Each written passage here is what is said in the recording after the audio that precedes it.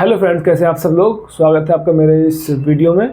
मैं इस वीडियो में आप लोगों को बताऊंगा कैसे आप एक सफल लैब टेक्नीशियन बन सकते हैं। इसके लिए सबसे पहले ज़रूरत है कि आप 12th साइंस साइड से करें।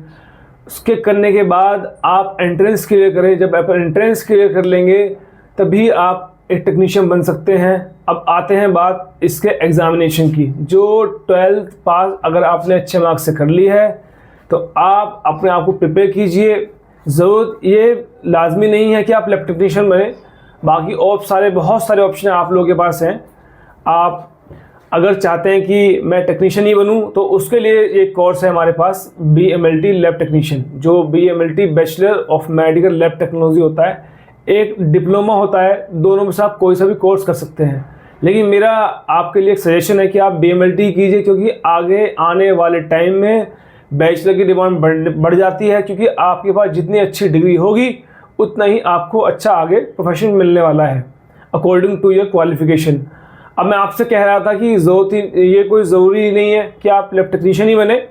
आप आगे करके MBBS भी कर सकते हैं, लेकिन ये आपके कैलिबर पे डिपेंड करता है कि आप करना क्या चाहते हैं। कई बार ऐसा होता है कि हमारा एम अपने मोटो से भाग जाते हैं तो हम कुछ और कर बैठते हैं। तो जो ये BMLT लैब टेक्नीशियन जो कोर्स किया जाता है, ये कोर्स अपने आप में एक अच्छा कोर्स है, मुकम्मल कोर्स है। जो बंदा चाहता है कि मैं अपने आप को मेडिकल फील्ड में लेकर जाऊं तो वो अपनी प्रतिभा इस फील्ड में दिखा सकता है। क्योंकि एक लैब टेक्नीशियन का जो वास्ता होता है डॉक्टर से ही होता है, वो उसके अंडर ही काम करता है, तो वो बहुत सारी चीज़ सीखता है। जैसे कि मैं गंगाराम हॉस्पिटल में सीनियर लैब टेक्नीशियन हूँ, मैं इस टाइम वहाँ पर कार्यरत हूँ।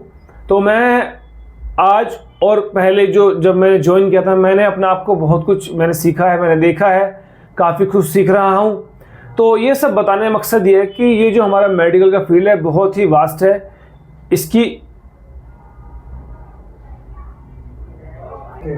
कंटिन्यू तो मैं बता रहा था कि मैं आपको बता रहा था कि ये जो मेडिकल का कोर्स है लैब टेक्नीशियन का, ये अपने आप में एक बहुत अच्छा कोर्स है। आप भी कर सकते हैं, करके आगे बढ़ें। जिसके दिल में ख्वाहिश है कि आगे बढ़ना है, कुछ अच्छा करना है, तो वो इस कोर्स को कर सकता है। और ये कोई ज़रूरी नहीं है कि आप BMLT करके आगे बढ़ सकते हैं। और बहुत सारे कोर्स हैं, जैसे कि एक्सरे का हो गया, OT टेक्नीशियन का हो गया, वो भी वेरियस ब्रांचेस हैं इस लैब टेक्नीशियन कोर्स की।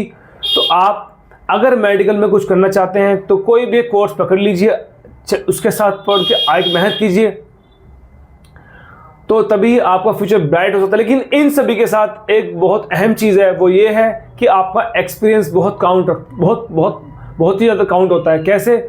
जब भी आप किसी एक अच्छे ऑर्गेनाइजेशन में जॉब के लिए जाते हैं तो उस वक्त वो लोग बोलते हैं कि आपके पास एक्सपीरियंस कितना है। तो एक्सपीरियंस और हमारी एजुकेशन, ये दोनों अलग चीज़ें हैं। एजुकेशन होना एक अपने आप में अच्छी चीज़ है, बट आपको एक्सपीरियंस होना चाहिए। क्योंकि आप अगर एक अच्छे ऑर्गेनाइजेशन के साथ काम कर रहे हैं तो आपके पास एक्सपीरियंस होना चाहिए। क्योंकि कई बार ऐसा होता है जो एक एक्सपीरियंस टेक्नीशियन होता है उसको काफ़ी चीज़ें पता होती हैं, जैसे कि बहुत सारी पेचीदा चीज़ें हैं जो मैं आपको वीडियो में नहीं बताता, वो हम अपनी लाइफ में जानते हैं, सीखते हैं, आगे बढ़ते हैं। क्योंकि एक लैब टेक्नीशियन की जो लाइफ होती है वो अपने आप में फुल ऑफ एक्सपीरियंस होती है, वो पूरी ज़िंदगी सीखता है। तो इस तरह से आप अपनी ज़िंदगी को आगे बढ़ा सकते हैं। और सीखने के लिए बहुत कुछ है। मेडिकल का फील्ड मैंने आपको बताया, BMLT है, DMLT है।